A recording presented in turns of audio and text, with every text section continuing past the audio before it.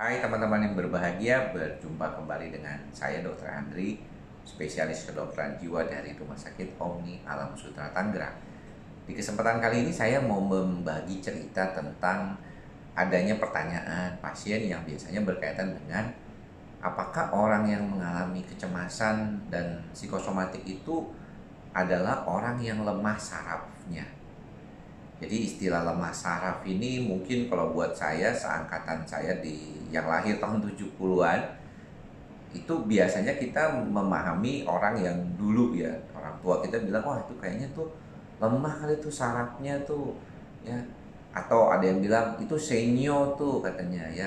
Dikaitkan dengan kondisi seperti ini, biasanya kita melihat banyak pasien-pasien yang mengalami keadaan yang demikian gitu. Namun di dalam perkembangannya kita tahu sendiri bahwa keadaan itu memang bisa dikaitkan dengan fungsi saraf.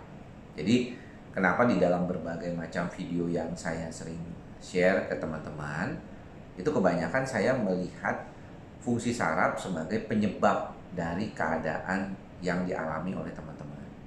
Keadaan ini bisa berkaitan dengan kondisi bagaimana fungsi saraf itu bekerja. Misalnya contoh pada pasien yang mengalami gangguan cemas.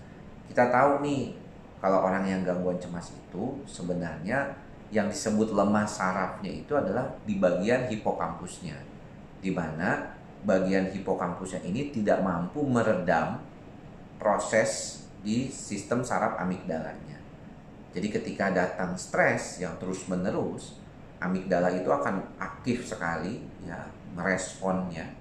Dan sebenarnya kalau di dalam sistem normal, hipokampus akan meredakan konteks di dalam amigdala tersebut, sehingga orang itu menjadi mereda kembali.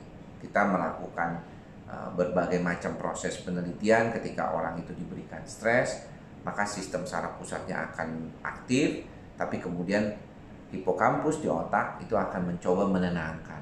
Kalau berhasil, orang itu akan kembali tenang seperti biasa.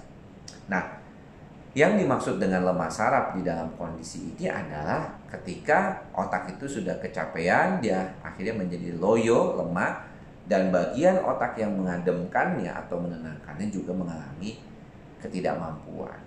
Itulah mengapa disebut lemah saraf. Nah, lemah saraf ini beda ya teman-teman. Istilah ini mungkin beda dengan kalau ada kondisi yang berkaitan dengan ototnya atau kerusakan sarafnya. Di mana yang kita sering ketemu itu misalnya pasien suka bertanya, saya ini sebenarnya harus pergi ke dokter saraf atau neurologi atau ke dokter jiwa. Nah, kalau dokter saraf memang selama ini kita mengenalnya untuk mengatasi gangguan anatomi di otak itu. Contoh misalnya ada tumor, contoh ada epilepsi, contoh misalnya ada gejala-gejala stroke ya, atau pembuluh darah yang terkait dengan otak. Jadi itu, atau misalnya saraf tepi, misalnya Guillain-Barré, atau ada yang kondisi yang kayak Bell's palsy di mana bukan otak tapi sarafnya itu mengalami kendor ya, atau mengalami kelumpuhan gitu ya. Jadi kelumpuhan itu seringkali terjadi pada orang-orang yang mengalami gangguan saraf gitu ya. Jadi itu memang lebih dominan ke dokter neuro atau saraf. Tapi kalau ke dokter jiwa itu kebanyakan terkait dengan fungsinya. Fungsi berpikir, fungsi berperasaan gitu ya. Ada perasaan sedih, ada perasaan takut, was-was, khawatir berlebihan, pikiran-pikiran yang tidak stabil, kekhawatiran terkait dengan ada sakit atau penyakit berat gitu ya. Itu sebenarnya yang lebih dominan karena terkait dengan fungsi. Karena fungsi otak itu kan salah satunya adalah berpikir, berperasaan gitu ya. Ini yang mana terkait dengan fungsi dari dokter jiwa untuk mengatasi keluhannya. Memang di Amerika Serikat sendiri, dokter jiwa dan dokter saraf itu dia satu organisasi. Namanya American Board of Psychiatry and Neurology. Ya, jadi kalau kita belajar ilmu kedokteran jiwa, kita juga mesti belajar bagaimana fungsi dari saraf dan otak itu.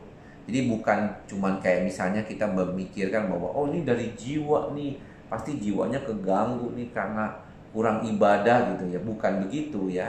Nah, tapi begitulah konteks di dalam otak akan mempengaruhi juga ke perasaan dan pikiran. Karena ya memang sumbernya di otak itu.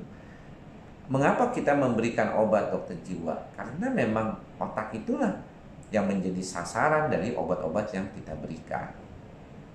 Jadi buat teman-teman, kalau masih bingung gitu ya, ini sebenarnya saya mesti ke dokter jiwa apa ke dokter saraf ya. Kalau itu berkaitan dengan adanya kelumpuhan dari saraf, kelumpuhan dari otot, kelumpuhan atau nyeri yang berhebat gitu ya, yang epilepsi itu pasti ke dokter saraf. Lagi kalau stroke ya udah pasti ke dokter saraf. Tapi kadang-kadang dokter saraf juga kadang bekerja sama dokter jiwa. Kalau misalnya gara-gara stroke-nya dia jadi depresi, gara-gara epilepsinya dia jadi mengalami suatu halusinasi gitu ya, atau delusi gitu, itu bisa saja terjadi. Nah kalau yang dokter jiwa biasanya memang berkaitan dengan bagaimana kondisi di saraf pusat itu mempengaruhi pikiran, perasaan, dan perilaku dari orang tersebut. Maka jadi kembali istilah lemah saraf biasanya dikaitkan dengan kondisi kecemasan di mana peran dari otak itu tidak mampu mengatasi kecemasannya. Demikian apa yang bisa saya sampaikan. Mudah-mudahan kita tetap bisa menjalankan mantra kita bersama, ikhlas, sabar, dan sadar. Semoga teman-teman selalu berbahagia. Semoga semua makhluk berbahagia. Salam sehat jiwa. Bye-bye.